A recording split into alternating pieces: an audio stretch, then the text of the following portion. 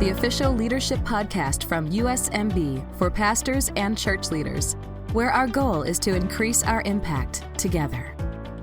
Hello, everybody. Welcome to episode 59 of the USMB Lead Pods. My name is Matt Ersman, and I'll be your host today for another episode that I'm really looking forward to sharing with you. So today I'm talking to Michael Buckingham. Michael is the VP of Marketing over at a great company called Vanderbloemen. If you haven't heard of them, they do really great work with helping churches, nonprofits, businesses find the right staff. So they find people who are looking for jobs and people who are hiring and make sure that they can help those positions fit together really well. Michael's a great guy. He's been a leader in the church space for a long time. And I'm excited to talk today because we're talking about this buzz term that you've probably heard a lot about the past few weeks and months, the Great Resignation. Post-COVID, the work world, hiring world just looks a lot different. A lot of people are leaving their jobs, looking for new jobs. Pretty much everybody is hiring, it seems like. So if your church is in any kind of transition, Michael's got some really great tips for how to hire and maybe even make some changes on your staff. Or if you're not currently in that season, what you need to do right now to make sure your really solid, great team members don't leave. How can we avoid the Great Resignation if we've got a team that we're really happy with? So really timely and lots of really practical advice from Michael that I'm excited to share with you. So take a quick break to hear from a sponsor and get right to a really great conversation with Michael Buckingham. Today's podcast is sponsored by Mennonite Central Committee. MCC is responding to the crisis in Ukraine, providing trauma healing, emergency housing, medicine, supplies, and food packages to people in need. Please pray and give as you can to support vulnerable and displaced people at donate.mcc.org or call toll-free at 1-888-563-4676. All right, my friends. Well, today I'm excited to introduce you to a new friend of mine. Today I'm talking to Michael Buckingham. He is the Vice President of Marketing at Vanderbloemen. And if you're not familiar with Vanderbloemen, they're a great company. We'll talk about them here in just a second. But Michael, thank you so much for being with us today. Hey, great to be here. Excited for this conversation. Yeah, we were just chatting, Michael, and I feel we've been kind of in similar roles over the past several years. So I've known who you are. I've seen your face. I've heard you speak before. You probably get this all the time, but you've got the best stash in the business. You got a legendary mustache. As long as I have a good mustache, I'm good to go. Everything else it's awesome. Crazy. So if you're listening to the podcast, you need to hop over to Facebook or YouTube and check out the video because you're missing out if you don't get to see Michael today. So Michael, you've done a lot of different kind of church work over the years, a lot in the kind of creative space. Now you're at Vanderbloemen. If people aren't really familiar, can you tell us what is Vanderbloemen? What do you do there? At the very simplest terms, we help organizations. It started off with churches, but now we're working with Christian schools, Christian nonprofits, and even for-profits that have a heart for Jesus, find their staff, specifically more executive staff. So we're placing senior pastors, executive pastors, worship pastors, children's pastors, creative pastors, and really helping those teams be whole. Because when you're not whole, it gets in front of what God's called you to do. You got to have the right people on the right bus, on the right seats. And that's what we help people do. Yeah. Awesome. Very cool. So we really kind of officially met a few weeks ago, maybe a few months ago now at that church conference. You were one of the speakers there. Your talk is one of my favorites. And I kind of snagged you afterwards and was like, hey, I'd love for you to share that with our audience. So you talked about, it's kind of one of these buzzwords a lot of us are hearing these days, the Great Resignation. Post-COVID, it seems like it's almost impossible to find good people. I'm trying to do some work in my house and I can't find anybody to help me with anything. Right. And I know that's just common for like all the industry. Like there's help wanted signs everywhere. So, and so I know it's a real thing, but I know there's also some kind of misconceptions about, what kicked this thing off or how bad is it? From your research and experience, what are you seeing as far as that, especially in the church world? Yeah, I mean, it's a real thing. It is definitely a real thing. I think some of it comes from burnout. I mean, this was hard. This was hard for everyone. I think especially as a church, where the church, kind of at the center of the church, it is a meeting place to come together, worship God, learn about God, be together. And that, in a blink of an eye, all went away. Yeah. And yet there's still a calling. And yet that pastor still is trying to connect. And so we're trying to shift and the word, how we've heard how many times, pivot. But that was hard. So I think for some it was like, and maybe it was already hard because it's hard to be a pastor. Yeah. We get more resignations to say, hey, I need to talk about succession on Mondays more than any other day. Oh, Sunday wow. was hard. Maybe people didn't like that scripture. I don't think that's true or whatever. Yeah. So I think it kind of compounded that. And I also think people are like, hey, maybe now's the time to do this thing. I used to think part of the Great Resignation today is because organizations, churches are saying, okay, COVID simmered down a little bit. Let's come back into the office. And people are like, no, I really like this situation. I don't want to commute. I like having lunch with my spouse, all those types of things. But I also think, and I talked about it at that church, there's also just the great, I'm not even applying for any jobs because I don't want a job. I want my own thing. I want my own, I'm going to be a coach. I'm going to be an influencer. I'm going to be whatever it is. And I think some of this is people chasing their dreams a little bit, which could be a fantastic thing for them, but it is definitely a hard thing for organizations. That's why at Vanderbloemen, we're blessed with having a huge network of, we're all connected. So while some people are stepping away, then we can help them step into something new and possibly at your church or school organization. Yeah. One thing that you said at the conference, which I think I've heard this elsewhere too, is that COVID didn't necessarily cause the Great Resignation, but it just kind of spurred it on, or maybe just kind of exposed some things that were already there. So what were some of the kind of underlying things coming in like 17, 18, 19 that were kind of leading to this? Do you have any insight there? I don't know. Again, I think some of it is just general burnout, and people are getting tired. I think the church is getting hit pretty hard. And I mean, you see even churches, there's divisions within denominations themselves. So I think that's some of it as well. But I do think you're right. I think COVID was not a creator of things. I think COVID was an accelerator of things. So resignations, online church. I mean, look at how many churches are now online. Yeah. There is, a matter of fact, a friend of mine, Montel Jordan, is about to start a church, and it's only going to be online. I mean, we're seeing crazy things like that we never would have seen. I don't think if COVID hadn't accelerated that out. Yeah. So you kind of mentioned the whole kind of gig economy thing where people are kind of wanting more flexible schedule, working from home, whatever that might look like. So what do you think? Is that something, are you kind of concerned about that for the church, or do you feel like churches can be equally successful if they kind of switch to that model? Or if things are headed that way, what are some kind of pros and cons that you forecast down the road? Yeah, I think at the core of the church is community, right? And it's being together. But I think the church is going to have to embrace that word being to not necessarily always being in the room. Now, I love being in the room. And I think that's huge when we can be in the room and together and worship. I mean, to be honest with you, I enjoy online church preaching. Worship, it's just not even close to being the same. The preaching is pretty spot on. I can, whether I'm listening to you on my computer or my or live, but worship is a different thing. So I think one of the things you're going to see is, okay, what do we do with that? Do we manipulate the service? Maybe online has different type of worship and cut into it and things of that sort. But I do think it's I don't think it's going to go away. I think it's here to stay. Yeah. And I think that's okay. I think we're going to have to embrace it. We can say all we want to. The church isn't a building. I'm going to stand by that because we're not a building. We are a people called from God and come together with God. And man, we can do that in a lot of really unique ways. So even think about this. So if I go to church, I see a few people and I leave. But online, I'm going, we're chatting afterwards. Maybe we have a Facebook group that we can talk.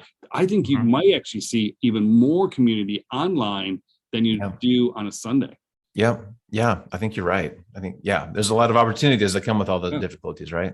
Yeah. So going back to the staffing thing, I know that's kind of your role at Vanderbloemen now is, so one thing that you mentioned at the conference is that, a long time ago, if you wanted a job with quote unquote purpose, right? A lot of us want a job that it aligns with our passions. It's something, whether it's faith or, whatever we're really passionate about.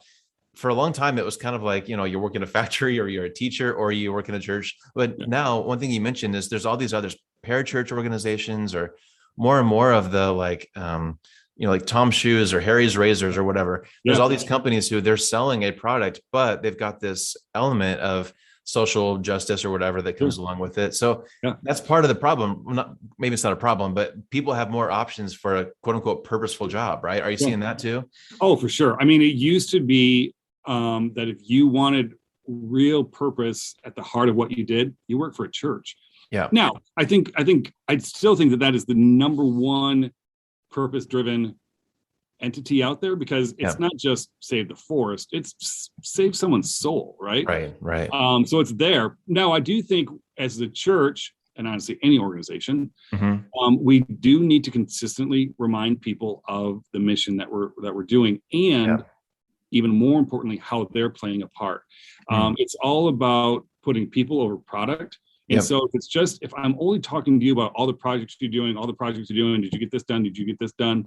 And I don't say, hey, you know what, the other day you put out this video and I heard of a lady that saw that and is becoming reconciled with her husband.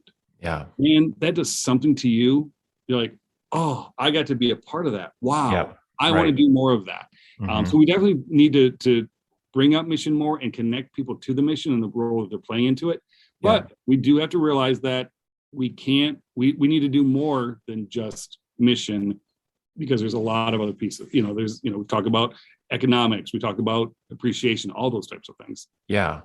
And again, that was kind of the heart of your talk, is if the Great Resignation is real and people are way more open to changing jobs than they used to be, probably, or at least a lot of people are. So one of the things you spent some time talking about is, if you want to avoid that, if you want to keep the great people on your team, here's some things that you as a leader should be doing. So people listening, we've got, senior pastors, creative directors, we've got volunteer lay leaders, we've got a lot of different kinds of people listening.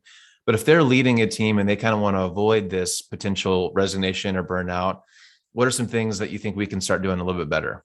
Yeah, I think one of the most important things is to realize and think about yourself. Even you want to be seen. Yeah, you want to do the work, and you want people to recognize that. So to me, it's replacing the great resignation with a great recognition, and recognizing again those things that people are doing. And this is not saying, hey, good job, because when I say good job, you know what I'm focusing on? The job that you did. Yeah. Instead, it's, hey, when you did this happened. Thank you for being a part of that. Yeah. Now you're not just working for the mission, you are a part of the mission. And without you, we couldn't do that mission. Yeah. And that will go such lengths. I also think it's also about hiring the right people to do the right things, and then letting them do it. Yeah. Don't hire someone to tell them what to do. Hire someone for them to tell you what to do. Yeah. And it's and making sure that people are in the right seat. We just had a conversation about, hey, what if we did this and what if we did that, and making sure everyone's aligned with their calling, with their purpose, with the gifting that God has put inside of you, and equipping them to be able to really carry out what God's called them to do. Yeah. I love that, because when you talked about kind of that pyramid that we always see in business structures, right, where the leader's at the top and all the people underneath them. But you were talking about at the conference how it's important to really flip that. And like what you just said, hire someone who's really good at what you need them to do, and then let them do it. Like, get out of the way. Yep. I think you used the football end zone analogy. Yep. So I think that's such an important idea. Can you just talk about that a little bit more? Yeah. So it's all about, as the leader, you're going to give them, and this is an idea that comes from William Vanderbloemen, of, hey, I know where the end zone is. I don't know how to get there. So, hey, team, help us get there. And it's really, and then equipping them to get there, and being very clear what that end zone looks like and what the expectations are and things of that sort. But I think we need to we're not here barking orders. We're under them, supporting, lifting. Now, I do think there are times that we do need to flip that, because I do believe as a leader, it's also your job to cover your team, protect your team, watch over your team. So there are times that you're doing that, but that's not from a leadership. That's you flip it to be the servant of your team. Yeah, I love that. So it's obviously important for you to, like you said, just get out of the way, let them do the job that we hired them for. Recognition is obviously super important. I don't know. Are you one of those, like the 5 love languages guys? Like, are you kind of looking out for all those different things? Or other than recognition, what are some other things that we can do to kind of help motivate our teams? Just getting to know them. In my one-on-ones, I'm talking to my team about, one of my team members just got married. So, hey, how's that going? Tell me the story. Yeah. Oh, I noticed you did this, and talk to me about this. I have one that's just went to see some family. They'll talk that personal connection to say, hey, I see you. And it's a very human to human relationship, and then also being vulnerable, like, hey, here's something about me that you might not know about, or talking about my life and things of that sort. I mean, you don't have to be an open book. I get that there's boundaries and things of that sort, but by getting to know people on a personal level, now they're connected, I'm not saying that your staff is family, but it should also be more than just staff, right? It's kind of that hybrid of, hey, we're together. I enjoy you. You care about me. You recognize, that I just got married, or that my boyfriend just had a concert, or whatever kind of thing. Yeah. Because now, again, you see me, and people want to be seen. Yeah. And I think that helps with the in-office dynamics too, right? Like if we're kind of fighting the shift to, it's so much easier to stay home. But if you have those kind of relationships in the office, it kind of helps build staff culture that way too, right? Yeah, I think there's reasons now that I want to come into the office, because we're doing things. I mean, we'll do what we call culture events, so we'll just have cookies, we'll hang out, whatever kind of thing. We'll play a game together. I did something stupid the other day. Have everyone, you're going to count to 20, okay? One person at a time. You're going to get 30 seconds to do it. But if someone says the number at the same time, then you got to start all over. Just a dumb, easy game. It was fun. We laughed together. We had a good time together. And then we go into our staff meeting and things of that sort. It's harder to do that on a Zoom call. I'm a pretty big hybrid fan. But man, if you're never seeing each other in person, I think there's going to be a little bit of a disconnect there. Yeah, I think you're so right. One of these kind of awkward things with church staffs always come up. The financial side is always hard, right? So you can have a great staff culture where you play games like that, you give them breaks, have snacks in the break room, whatever. There's a lot of that. Like that's important, right? Like I don't want to downplay that. Actually, I think that's maybe more important than being paid really, really well sometimes. Right. But it's also true. Finances is just always a sticky part of this, right? So, and churches maybe feel like they don't have the budget to hire the best people, or maybe COVID was kind of rough and things are getting tight. Can you just talk about the financial side of things and how can we work through that to try to keep our best people? Yeah, I mean, I get that it's a hard one to talk about because it's just money, and money is a real thing.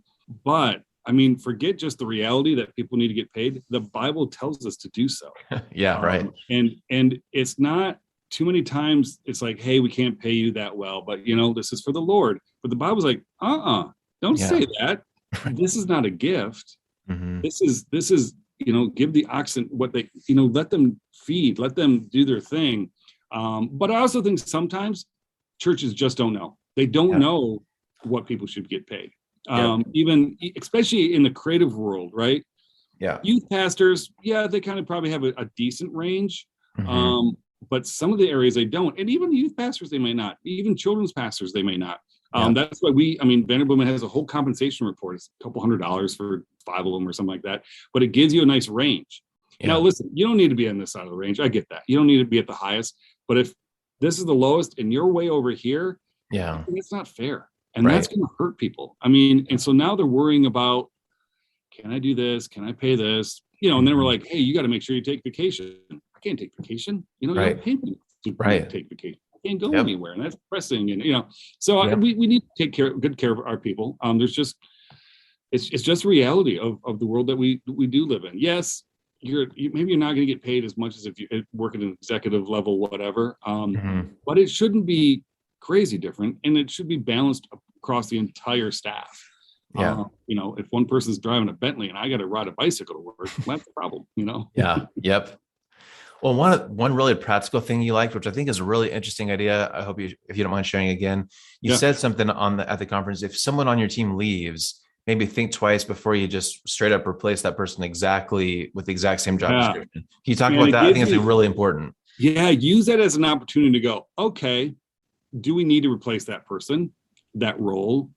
Or what if we didn't replace that, but now we gave raises to the other 3 people that are left and elevated them so that they can now do more? So, I mean, that might mean that they don't have to have a second job or a side gig or whatever.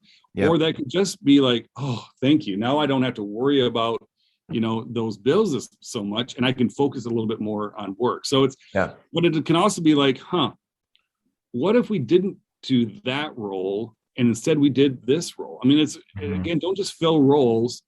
look at everything that you're trying to accomplish and go, okay, how can we accomplish that the best? Is it the smartest thing to have this person here and this person here? Or should we, if this person leaves, boy, that gives us an opportunity to now dream and maybe recreate some things to help us, create our mission even better. Yeah, I love that idea, because I think you're right. Like, our default is, okay, this person's gone, let's find someone who's close to that, or hopefully a little bit better or whatever. But sometimes, you're right, that you can split the work and everybody gets paid a little bit more, and maybe your team even is a little bit more efficient because there's one less person in the mix. So I love that idea. So people are shaking things up in their teams for whatever reason right now. Another interesting thing that you said at the conference was this idea about some pizzas. Can you explain this whole thing? Yeah, so there's the whole Jeff Bezos says if you can't feed your team with 2 pizzas, you got too big of a team. So I think sometimes, again, it kind of comes to this, hey, what if, and maybe the church can't do 2 pizza teams. Maybe they need to do 1 pizza teams. Okay. Now, I eat a lot of pizza, Michael. Like, I could down a box by myself if I'm not careful. But we'll think Chicago pizza. We think Chicago pizza. Okay, all right, there you go. Does the trick, right? And now that might mean that the church can't do everything they're doing right now. Yeah. But I would suggest maybe you don't have to do everything you're doing right now. I think too many churches, too many organizations try to do everything instead of doing what they're great at or even what they're called to do. Life Church is a perfect example. They don't do a lot of stuff, right? But what they do, they nail it.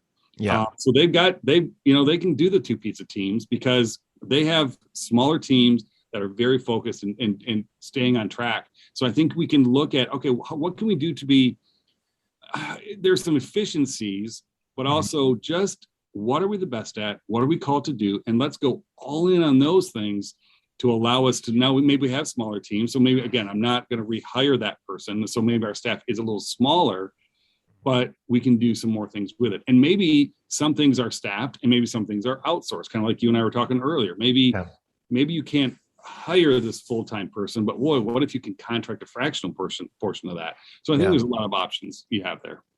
I think that helps with morale too, right? Like if you're currently doing 50 things and half of them honestly aren't that great, but if you can focus your effort and then you see like, wow, we're really good at this, I think that kind of helps build the momentum there too. So, well, I mean, if you're going to work 8-10 hours a day, why spend 6-7 of those doing stuff that you're just not the best at? Don't enjoy as much. There's things I'm going to do every day that aren't my favorite. And if I'm spending most of my time over there, that's no way to live, right? I mean, our job is our calling and things of that sort, but I think we need to make sure we have a balance there. Yeah. Okay. Well, speaking of balance, one of the next questions I have was you mentioned the whole side gig, side hustle.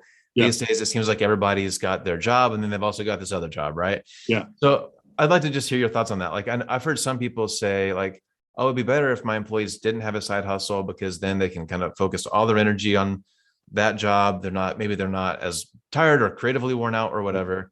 But then I've also heard people say like, it's good to have a second thing. Just you can further hone your skills. You can kind of divert your attention into something different. And there's kind of some good balance that can happen when you've kind of got 2 things going. So what's your take on side gigs, both as a boss and as an employee? What are your thoughts on that? I think for me, how I've always been, if I'm working full time, that's going to be my number 1 priority as far as my career goes. Yeah. And I may have other things that I'm doing. Maybe I'm working on a logo, maybe I'm coaching a creative team, but that can never be over here. So you got to make sure you're balancing it and not taking on more than you can take on and still do your job well, because we're doing our job unto God, not unto man. So I think it's important to make sure you're balanced that. And it's going to depend on who you are. Not everybody can do that. It's not good for everybody. Because here's the thing too, we can't make our life about our work, right? We have things that are so much more important to that. So if you're working 8-10 hours full time and then 4 more, that's not good for you. But some people, that's the best thing in the world for them. Like if they're not going, and maybe they don't have family, things of that sort. But yeah, I think it can be a good thing, but I think you got to watch it. And I think you have to make sure you prioritize and honor your full-time job as your full-time job. That's really, it's paying your bills, right? It's giving you that covering. And if at some point God releases you from that and maybe your side gig becomes your full, that's fine too. But allow that to happen in a way that's very honoring.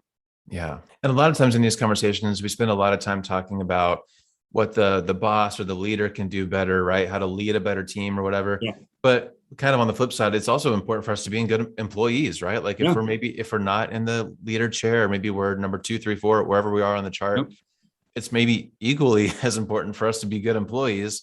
What about that side of things? If we spend a lot of time on the other side, how can we just be good employees? Yeah. It's funny. I think so many times when you're, lower down, if you will, on the food chart, you look at your leader as having it all together, got it all figured out.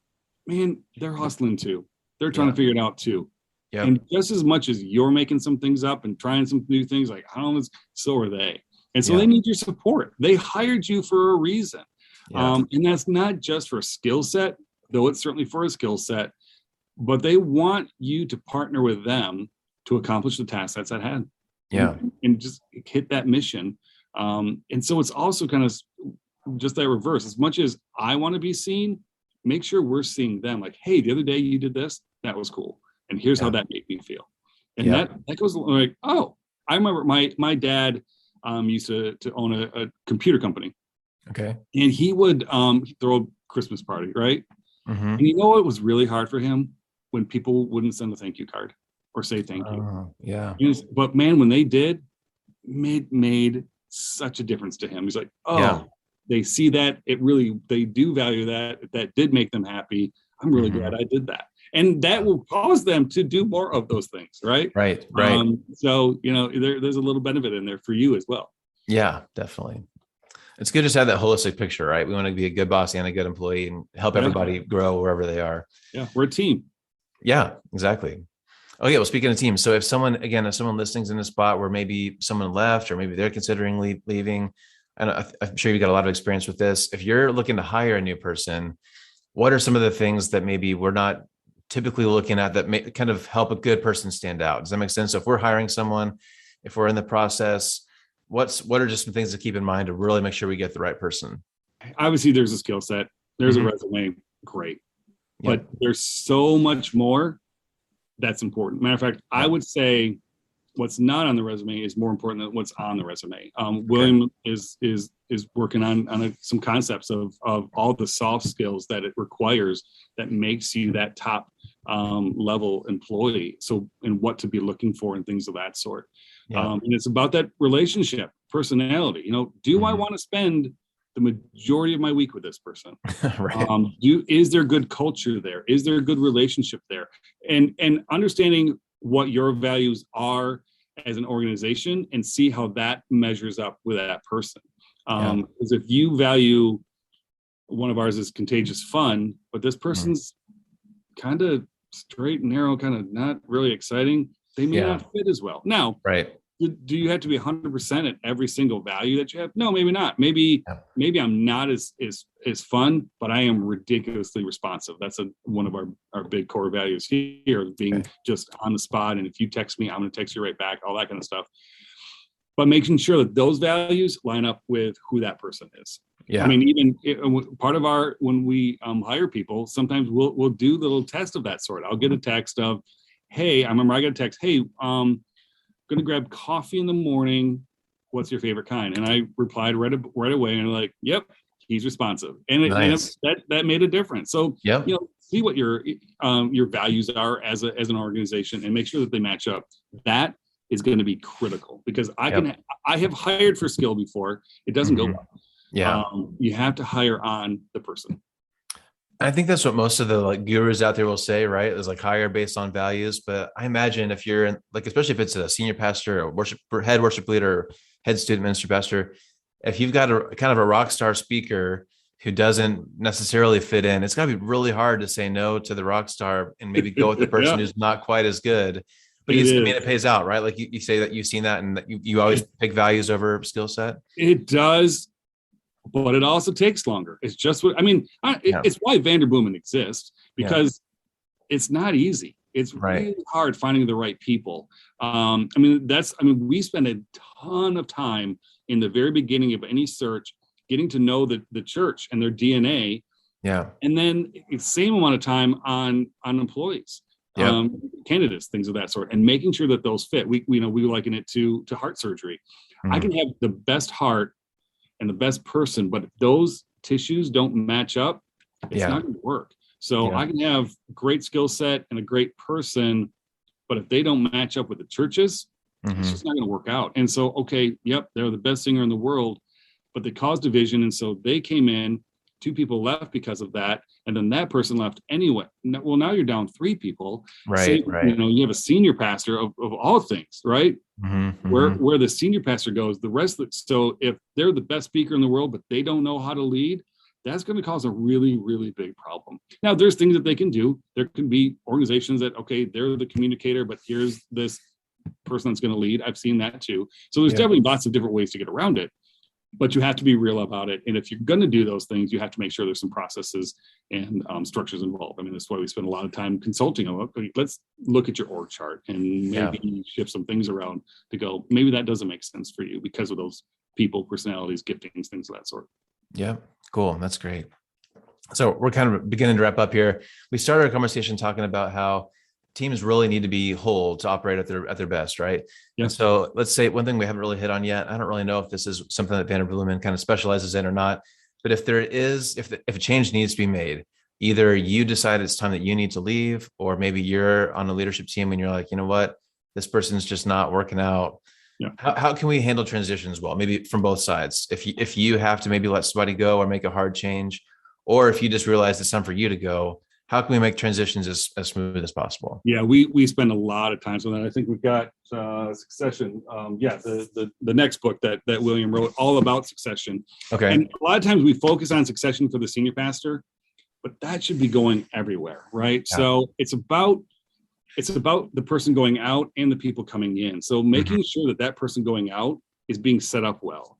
Do they, what are they going to do next financially? All those types of pieces, because especially as a senior pastor, that's a lot of their identity. And if they're not going to be a senior pastor anymore, let's help them see what their future looks like and set up success for the person coming in so that there's a smooth transition and there's not friction and there's not fracture coming from that. So that's, it's a huge piece. We have tons of articles on our website about succession.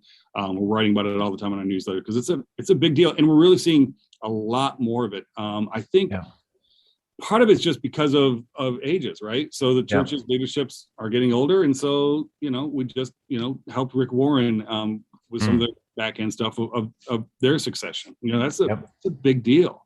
So making sure you have the right people and we help with some background checks and things of that sort to make sure that there's a good fit there. That's important because it's important to make sure that person, whoever, senior pastor, exec pastor, youth pastor, they go to their next spot well, but making sure that other person's got a good foundation to be able to stand on. Yeah, that's so important. Yeah, we seem to be in a season where it seems like maybe I'm just naive, but it seems like a lot of lead pastors are kind of aging out at the same time, which is kind of weird. Like there's a lot of people right now, a lot of churches are going through a lot of transitions. It's a very interesting time. Yeah, and it's interesting to me. I didn't notice it until I was here of how it caught them off guard. Right. Did you miss it? You just had your 70th birthday, Right. I'm old. I talk about this, right? Right. But I also think sometimes you thought, I'm going to leave and he's going to come in, and then you're like, what do you mean you don't want to come in? Like, no, I don't want to be a senior pastor. I'm happy being or whatever. Yep. You're like, oh, well, that's the problem. Right. So I think it's a lot of just making sure you're clear and making sure you have a plan. You can even go, if you go to Vanderbloemen, there's even a succession calculator. Say, are we ready for succession? And it'll actually give you a score. Kind of fun. Cool. And say, okay, have you had this conversation? Have you had this conversation? Do you have this plan? And it just, that even just alone, completely free, can help you map some stuff. Like, you know what? We haven't had that conversation. And you need to be having the conversation, not a year before, but several years before. Like, hey, let's, your executive team or your board or whatever your oversight needs to be having these conversations to go, okay, because we want to make sure you're headed in the right direction and we're headed in the right direction. Yeah. I love that. It's so important. Okay, Michael, our time went fast. We need to start wrapping up here. Yeah. So again, Great Resignation. It's a very real thing. People are shifting and leaving and starting new things probably a lot more than, and at least in recent history. Yeah. Everyone wants to be part of a great team, right? And so obviously sometimes it's hard, but maybe we can make slight changes to pay people better. I think that's really important. We can also, as leaders, do our best to encourage and show respect and compliment people when they do a good job. Do little silly things to be fun. As we wrap up, what haven't we hit yet? What else can we do just to make our teams just a little bit better and try to avoid some of the resignation stuff? I really think at the heart of it all is putting people first. It's honestly something I had to go through. Yeah. So when I got saved, I started going to the church, and I was frustrated about how terrible the communication of this amazing, life-changing story and truth was to me. And so I got mad about it. And God finally said, shut up and just change it, do something about it. Yeah. And so I finally did. And so that's how I started Holy Cow and did all that, which was great. But then when I joined, one of my clients was Victory Church up in Atlanta, great church. But when I came in, I was still that mindset of, all right, I'm going to fix all the things that are wrong here. And there's plenty of things that I saw, right? This needs to be different, that needs, whatever. Yep. I had to go through a heart change of I was all about the product. I was about what we were doing. And I had to shift that and put people first. Yeah. And honestly, because I had to do that shift, it was hard. And there were some relational things that had to be healed, still are healing, all that kind of thing. You have to put people first. Yeah, the product is important. Yeah, what we're doing is important. But at the end of the day, we're called to reach people. And we're not just called to reach the lost. We're called to reach the lost, but we're also called to love one another. I mean, think about that. He said, love your neighbor. So that's your staff person. Yeah. That's the neighbor. That's certainly the lost. But if we're not leading with love and kindness and empathy, we're going to miss it. We're just going to miss it as Christians. Yeah, man, that's so good. And I love the whole idea of, instead of great resignation, let's do the great recognition. Right. And one thing you talked about is you need to know your team, right? Some people may not want to be recognized in front of the whole church, but they might want to be recognized by a pack. Like for them, maybe it's a pack of Skittles, and that's all they needed, and they're ready to go for another month because you spent 50 cents at the gas station on the way to work. So knowing your team, knowing what motivates them, and then getting that recognition to avoid the resignation, I think it's awesome. It's true. Okay, Michael, you've been awesome. If people want to learn more about you or Vanderbloemen, Vanderbloemen is kind of hard to spell. We'll put it in the show notes so people can find it. But if you Google Vanderbloemen, Google finds it. Amazing. Okay. And I'm michaelbuckingham.com. You can find me, and happy to chat. Michael, thank you so much for your time. Love the mission at Vanderbloemen. You're doing a great job there. Thank you so much for being generous with your time. It's been great getting to know you. Thank you. Absolutely. Thank you for having me. All right. Well, another one in the books. And again, I just really appreciated that conversation. And again, couldn't get more timely. This stuff is happening right now. And it's really important that we take care of our staff, and our volunteers. Anyone that you oversee, this is just a time when so much is changing, so much is shifting. It's important, like Michael said, that we place a high value on our people and make sure we do everything we can to keep them on our teams. So thanks again to Michael and Vanderbloemen for the great work that they are doing. Okay, well, so today, as I'm recording this, it's Wednesday, and I'm getting ready to head to Kansas City. So I'm headed to the USMB convention. I'm guessing many of you listening are listening after the fact, but if you happen to be in Kansas City this weekend for the convention, please come find me, come say hi. I'd love to meet you. And if you're not at the convention and you're listening this week, I do just invite you to pray for Don Morris, for our USMB leadership team, as lots of important things will be happening this weekend in Kansas City at the convention. So keep Don and our leaders in your prayers for this next season of USMB life. All right, well, I hope you're having a great time kind of winding down the summer wherever you are. Thank you so much for listening. Have a great week, and we'll see you next time right here on the Lead Pods. Thanks for listening to Lead Pods. Make sure you don't miss an episode by subscribing to our show wherever you're listening today. Learn more by visiting usmb.org. And be sure to follow us on Facebook, Instagram, and Twitter. We'll see you next time as we learn more practical tools to increase our impact together.